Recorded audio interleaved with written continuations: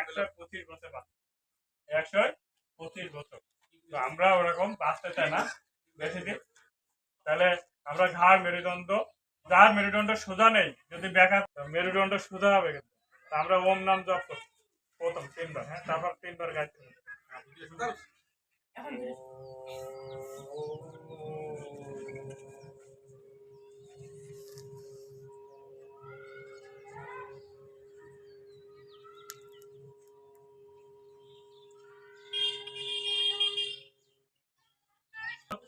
ভিতর বরেণ্যম